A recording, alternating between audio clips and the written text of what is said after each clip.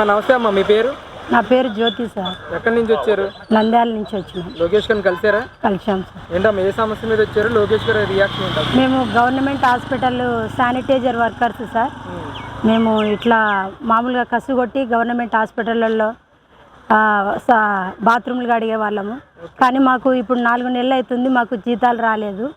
కానీ సంవత్సరం నుంచి మాకు పిఎఫ్ ఈఎస్ఐ ఏమీ రాలేదు. కానీ మామూలుగా అయితే ఒక కుటుంబంలో ఒక తల్లికి కానీ కొడుకు కానీ వాళ్ళ పిల్లలకు చేసుకోవడానికి ముక్కుకు బట్ట పెట్టుకొని చేస్తారు. అలాంటిది మేము ఇన్ని సంవత్సరాల నుంచి హాస్పిటల్ని మా ఇల్లులాగా భావించి మేము చేస్తున్న సేవకు ప్రభుత్వం కానీ ప్రజలు కానీ రాజకీయ నాయకులు కానీ ఏ విధమైన స్పందన లేదు సార్. ఏ విధమైన మా మీద రెస్పాన్సిబిలిటీ లేదు. మేము పొద్దునే 4 నెలలు అయినా కానీ జీతాలు అడగడానికి పోతే కూడా ఫోన్లు ఎత్తారు. అవు ఏమి ఇంత కష్టపడుతున్నారు కదా, ఇంత కష్టం చేస్తున్నారు. బాత్రూంలో లెటిన్లు కడగడం అంటే మాటలు కాదు. అవి ఒక లెటిన్ కడగాలంటే మాటలు కాదు, ముక్కుకు బట్ట పెట్టుకొని కడుగుతారు. కానీ మేము ఇంతమంది హాస్పిటల్కి వచ్చి ఇప్పుడు జిల్లా అయింది. ఒకప్పుడు గ్రామంగా మండలాలుగా ఉన్నప్పుడే కొంచెం జనాభా ఉన్నప్పుడు 85 మంది కార్మికులు ఉన్నారు. కానీ ఈరోజు జిల్లా అయింది, చాలా పెద్ద వ్యవస్థ అయింది. ఈరోజు నంద్యాల జిల్లాగా అయినా కానీ నంద్యాల ఏ ఒక్క విధమైన మాకు సపోర్ట్ లేదు. వీళ్ళు కార్మికులు కదా, వీళ్ళు సాపాయి పని చేసేటోళ్ళు, బాత్రూమ్లు కడిగేటోళ్ళు, మన యొక్క రక్తము ప్రతి మురికిని ఎత్తిపోసేటోళ్ళు కదా, వీళ్ళకి ఏమైనా సాయం చేద్దాం, వీళ్ళని ఏమైనా మనం ఆదరిద్దాము అనే ఒక ఏ విధమైన మాకు ఆదరణ లేదు సార్. కానీ మాకు సిఐటియు ఈరోజు మాకు చేదోడుగా మా తరఫున నిలిచి ఇక్కడికి మమ్మల్ని తీసుకొచ్చింది. ఎందుకంటే మేము వాళ్ళకు సిఐటియు వాళ్ళకు మేమేం ఓట్లు వేయలేదు, వాళ్ళకి మేమేం డబ్బులు ఇవ్వలేదు.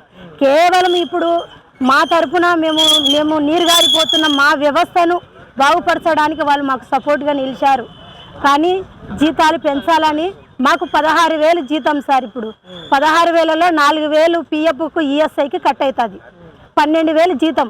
ఒకవేళ నా భర్తకు బాగాలేకనో నా పిల్లలకు బాగాలేకనో ఒకవేళ 4 సెలవులు తీసుకుంటే నా చేతికి వచ్చేది 9,000 8,000 జీతం వస్తుంది.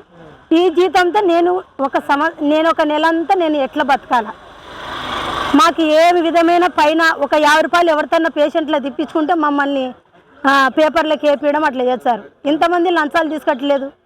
మాకు సక్రమైన జీతాలు ఇచ్చి పిఎఫ్లు ఇచ్చి ఈఎస్ఐలు ఇచ్చి ఇంతవరకు ఒక జత చెప్పులు కానీ అది బీసింగ్ చల్లేటప్పుడు అది యాసిడ్ చల్లేటప్పుడు వచ్చే ఘాటును భరించుకుంటూ మేము చేస్తున్న యొక్క పనికి ఏమాత్రం కూడా కొంచెం కూడా జాలి దయ కనికరం లేకుండా మా మీద పెత్తందారులు దళారీ వ్యవస్థను రూపుమాపాలని నా కోరిక సార్. ఎంతమంది ఉన్నారమ్మా దాదాపుగా? మేము ఇప్పుడు 55 మంది ఉన్నాం సార్. కానీ జిల్లా అయినాక మాకు మనుషులు మాకు పని పెరిగింది, వార్డులు పెరిగినాయి. నంద్యాల జిల్లా అయినాక చాలా పెద్దగా చేసినారు వార్డులు, మరీ ఎక్కువగా డెవలప్మెంట్ అయింది హాస్పిటల్. కానీ ప్రతి ఒక్కరికి జీతాలు ఇవ్వడానికి గవర్నమెంట్ ముందరికి వస్తుంది. మామూలుగా మేము 50 మంది ఉన్నాం. 50 మందికి జీతాలు గవర్నమెంట్ ఇవ్వలేదా? 50 మందికి జీతాలు గవర్నమెంట్ ఇవ్వలేదా? ఆ గవర్నమెంట్ జీతాలు 50 మందికి ఇవ్వలేక మాకు దళారీ వ్యవస్థ. మేము ఇంత కష్టం చేసిన వాళ్ళము నెల వాళ్ళని అడుక్కాల. ప్రతి దినము పొద్దున్నే రావడము, అంగీలు వేసుకోవడం, అయ్యా ఎప్పుడు ఇస్తావు జీతాలని మేము వాళ్ళని అడగాల. ఇది ఎన్నాళ్ళు సార్? ఇది ఎన్నాళ్ళు? దీని మీద ఎవ్వరు కూడా అడగరు. లోకేష్ గారిని కలిశారు కదా, ఆయన రియాక్షన్ ఏంటమ్మా? అదే కలిసినారు సార్. నేను కాంట్రాక్టులతో మాట్లాడతాను, వీలైతే రద్దు చేపిస్తాను, మీ సమస్యను నేను అధికారులతో మాట్లాడతాను అని మాట్లాడాడు సార్. మీరు కూడా ప్రజల దృష్టికి మీరు మీ వ్యవస్థ అనేది చాలా ప్రాముఖ్యమైనది. మీడియా కానీ ఇది యూట్యూబ్ కానీ ప్రతిదీ. కానీ ప్రజలకు ఉపయోగపడే విధంగా మమ్మల్ని కూడా మీరు సహాయం చేయాలని కోరుకుంటున్నాను సార్.